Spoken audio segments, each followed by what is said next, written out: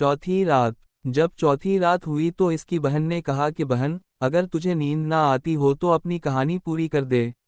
इसने कहा कि ए नेक बख्त बादशाह, मैंने सुना है कि माही गीर ने देव से कहा कि जब तक मैं तुझे खुद अपनी आंख से इसके अंदर ना देख लूं, हरगिज मुझे यकीन नहीं आ सकता। देव ने अपने आप को जुम्बिश दी और धुआं बनकर समंदर के ऊपर फैल गया। फिर यकजा होकर आहिस्ता आहिस्ता लुटिया में दाखिल होने लगा, यहाँ तक कि सारे का सारा धुआं इसके अंदर समा गया। माही गीर फौरन आगे बढ़ा और शीशे की मेहर शुदा डॉट लेकर लुटिया की मुंह लगा दी और देव से पुकार कर कहा कि मांग, कौन सी मौत मरना चाहता है। खुदा की कसम, मैं तुझको इस समंदर में फेंक दूंगा और यहाँ अपने लिए एक घर बनाऊंगा और किसी को इस जगह मछलियाँ ना मारने दूंगा और कहूंगा कि इसमें एक देव है और जो कोई उसे निकालेगा उससे वो कहेगा कि मांग, कौन सी मौत मरना चाहता है और किस तरह कत्ल होना चाहता है। जब देव ने माही गीर की बातें सुने और अपने आप को अंदर पाया और निकलना चाहा और ना निकल सका, क्योंकि हज़रत सुलेमान की मेहर इसे निकलने ना देती थी, और उसे यकीन हो गया कि माही गीर ने मुझे धोखे से बंद किया है, तो उसने कहा कि ए माही गीर, मैं तो तेरे साथ मजाक करता था। माही गीर ने कहा कि ए सबसे ज्यादा रजील और नापाक और कमीने देव, तो झूठा है। अब माही गीर लुटिया को लेकर समंदर की तरफ बढ़ा, तो देव ने कहा कि हाय हाय, तो ये किया करता है। माही गीर ने कहा कि हाँ हाँ। वो खबीस गड़गड़ाने लगा और खुशामद करने लगा, और उसने कहा, ए माही गीर, तो मेरे साथ किया करना चाहता है। इसने कहा कि मैं तुझे समंदर में फेंक दूंगा, और अगर तो 1800 साल और इसमें रहे तो मैं तुझे रहने दूंगा, यहाँ तक कि क़यामत आ जाए। अब मैं तुझसे हरगिज ना कहूँगा कि मुझे जिंदा रहने दे, खुदा तुझे सलामत रखे, और मुझे कत्ल ना करना, कहीं ऐसा ना हो कि खुदा तुझे कत्ल कर डाले, और तो मेरी बात ना माने और मेरे साथ बेवफाई करे। अब खुदा ने मुझे तेरे ऊपर काबू दिया है, और अब मैं तेरे साथ बेवफाई करता हूँ। देव ने कहा कि अगर तो मुझे खोल दे तो मैं तेरे साथ भलाई करूँगा। माही गीर ने कहा कि तो झूठा है, ए मरदूद। मेरी और तेरी मिसाल ऐसी है जैसे यूनान बादशाह के वजीर और दौबान हकीम की। देव ने कहा कि यूनान बादशाह का वजीर और दौबान कौन है और उनका क्या किस्सा है। यूनान बादशाह के वजीर की कहानी। माही गीर ने कहा कि ए देव सुन, अगले ज़माने में फारिस और रूम का एक बादशाह था। उसका नाम था यूनान। इसके पास बेहद मालवू दौलत और लाओ लश्कर था। वो बड़े दबदबे वाला था और उसके खराज गुजार बहुत सारे थे, लेकिन उसे कोढ़ की बीमारी थी और हकीम और तबीब इसके इलाज से आजिज आ चुके थे। वो बहुत सी दुआओं और सुफूफ और मालिशों का इस्तेमाल कर चुका था, लेकिन किसी से फ़ायदा ना हुआ और कोई तबीब उसे अच्छा ना कर सका। एक बार यूनान बादशाह के दारुल सल्तनत में एक बड़ा और बूढ़ा हकीम आया। उसका नाम दौबान हकीम था। इसने यूनानी, फारसी, रूमी, अरबी और सरयानी किताबों का मुताला किया था, और तिब और नुजूम और उनके उसूल व कवायद में बड़ा माहिर था, और उनके नफ़ा व नुकसान बखूबी वाकिफ़ था, और मुफीद मुज़िर नबातात और जुड़ी बूटियों की पहचान में बड़ी दस्तरस रखता था। फ़लसफ़ी था और तबात वगैरह के हर पहलू से वाकिफ़। जब ये हकीम शहर में आया और कुछ दिनों वहाँ रहा, तो उसने सुना कि बादशाह को कोढ़ की बीमारी है और सारे हकीम और तबीब इसके इलाज से आजिज आ चुके हैं। जब हकीम को इसकी खबर पहुंची तो वो रात भर सोचता रहा, और जब सुबह हुई और रोशनी फैली तो उसने अपने बेहतरीन कपड़े पहने और यूनान बादशाह के पास पहुंचा और इसके सामने ज़मीन को बोसा दिया और कहा कि खुदा तेरी इज़्ज़त, आबरू और दौलत हमेशा कायम रखे, और बेहतरीन तकरीर की और अपना तारुफ कराया। इसके बाद कहा कि बादशाह सलामत, मुझे मालूम हुआ है कि आपके बदन में कोई मरज़ है और बहुत से तबीब इसके दूर करने से आजिज आ गए हैं। जब यूनान बादशाह ने ये सुना तो उसे तज्जुब हुआ और उसने पूछा कि आखिर फिर किस तरह इलाज होगा। कसम है खुदा की, अगर तो मेरा मरज़ दूर कर दे तो मैं तुझे पुश्तहा पुश्त तक दौलतमंद बना दूंगा और तुझे अपना हम प्याला वो हम नवाला बनाऊंगा।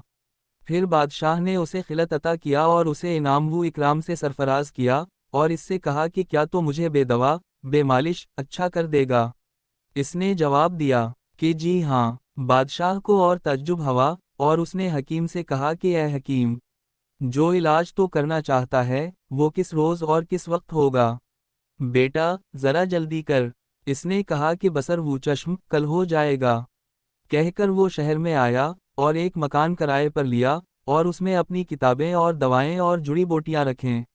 پھر دعاؤں اور جڑی بوٹیوں سے ایک پولو کا بلہ بنایا اور اسے اندر سے خالی رکھا، اور اس کا ایک دستہ بنایا، اور اپنے علم کی بنا پر پولو کی گیند۔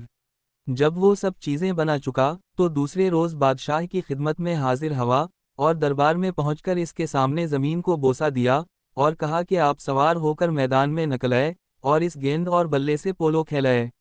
بادشاہ کے ساتھ ساتھ سارے امراء اور وزراء اور شرفاء بھی ہو لیے۔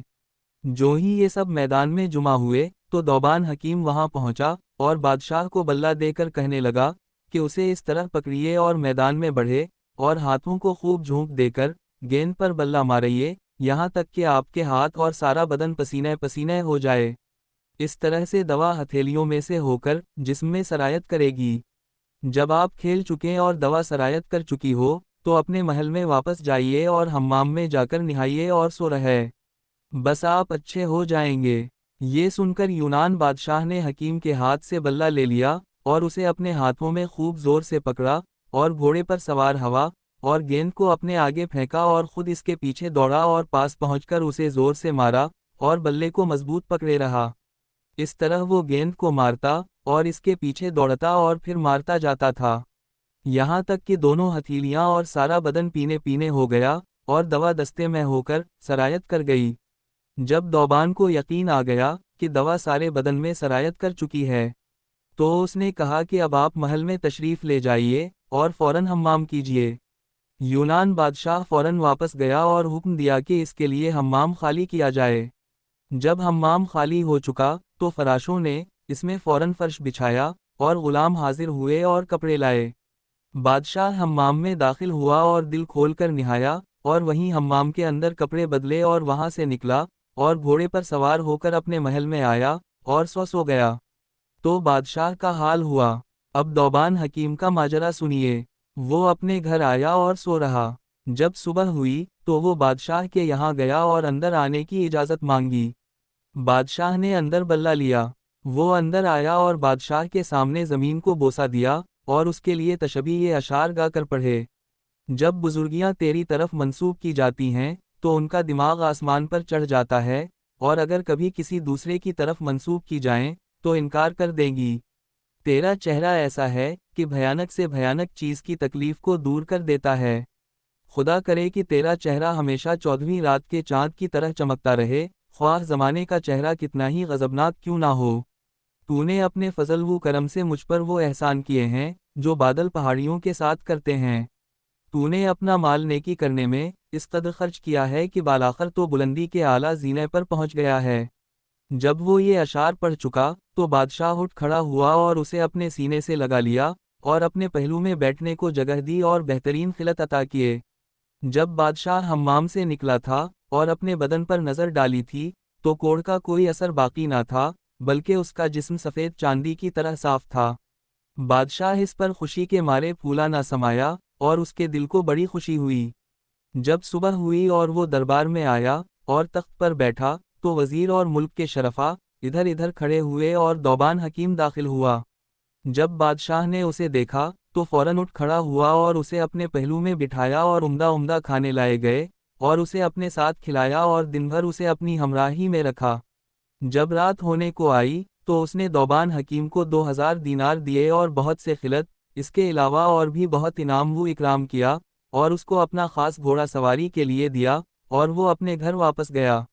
یونان بادشاہ اس کے اس علاج پر سخت تعجب کرتا اور کہتا کہ اس شخص نے میرا علاج بیرونی طریقے سے کیا اور تیل سے مالش تک نہ کی۔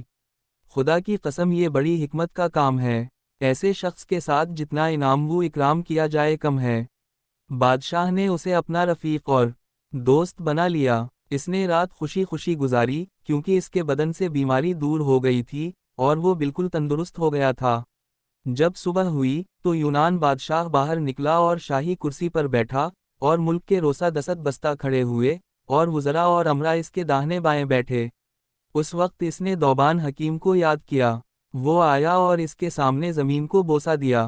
بادشاہ اٹھ کھڑا ہوا اور اسے اپنے پہلو میں جگہ دی اور اس کے ساتھ کھانا کھایا اور دعا مانگی کہ خدا اس کی زندگی زیادہ کرے اور اسے خلعت عطا کیے، اور انعام دیا اور رات تک اس کے ساتھ بات چیت کرتا رہا۔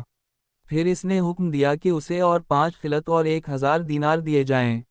حکیم بادشاہ کا شکریہ ادا کرتا ہوا گھر واپس آیا۔ جب صبح ہوئی تو بادشاہ اپنے دربار میں آیا۔ امرا وزراء اور خدام اس کے ارد گرد کھڑے ہوئے۔ راوی کہتا ہے کہ بادشاہ کا ایک وزیر تھا جو نہایت بدصورت، کمینہ، کنجوس اور حاسد تھا، اور حسد کرنے میں اسے بڑا مزہ آتا تھا۔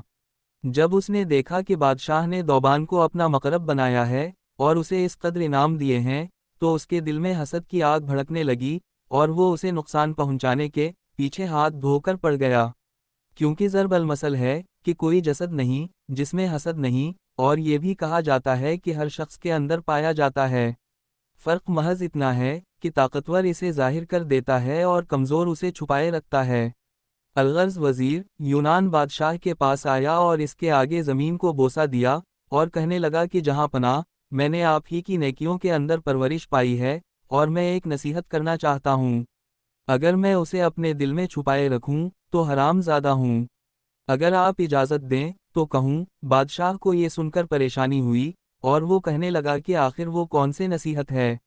وزیر نے کہا کہ اے جلیل القدر بادشاہ، بزرگوں کا قول ہے کہ جو کوئی انجام کو نہیں سوچتا، زمانہ اس کا ساتھ نہیں دیتا۔ میں دیکھتا ہوں کہ بادشاہ ٹھیک کارروائی نہیں کر رہا، وہ اپنے ایسے دشمن پر جو اس کے ملک کا ستیہ ناش کرنا چاہتا ہے، انعام و اکرام کر رہا ہے، اور اس کے ساتھ بھلائی سے پیش آتا ہے، اور اسے بہت بڑا مرتبہ دے رکھا ہے اور اپنا مقرب بنایا ہے۔ مجھے ڈر ہے کہ کہیں بادشاہ کو نقصان نہ پہنچے۔ بادشاہ بہت گھبرایا اور اس کے چہرے کا رنگ اڑ گیا، اور اس نے پوچھا کہ تیرا گمان کس طرف ہے اور تو کس کی طرف اشارہ کر رہا ہے؟ وزیر نے کہا کہ اگر آپ سو رہے ہوں تو جاگ جائیے، میرا اشارہ دوبان حکیم کی طرف ہے۔ بادشاہ نے کہا کہ لعنت ہو تجھ پر، وہ تو میرا دوست ہے اور میں اس سے سب سے زیادہ عزیز رکھتا ہوں، کیونکہ اس نے میرا علاج ایک ایسی دوا سے کیا جسے میں نے محض ہاتھ میں لیا اور بیماری جاتی رہی۔ اس بیماری کے علاج سے تمام عاجز آ چکے تھے۔ اس کا ثانی اس زمانے میں نہیں، نہ دنیا کے مشرق میں نہ مغرب میں۔ اس کے متعلق تو ایسی بات کہتا ہے، میں آج ہی سے اس کا روزینہ اور تنخواہ مقرر کیے دیتا ہوں۔ ہر مہینے اسے 1000 دینار دیا کروں گا۔ اگر میں اسے اپنے ملک کا بھی ساجھے دار بنا لوں تو کم ہے۔ میں خوب سمجھتا ہوں کہ تو محض حسد کی وجہ سے یہ باتیں کرتا ہے جیسے سندباد بادشاہ کے ساتھ پیش آیا ہے۔ شہرزاد نے یہاں تک بیان کیا تھا کہ اسے صبح ہوتی دکھائی دی، اور اس نے وہ کہانی بند کر دی جس کی اسے اجازت ملی تھی۔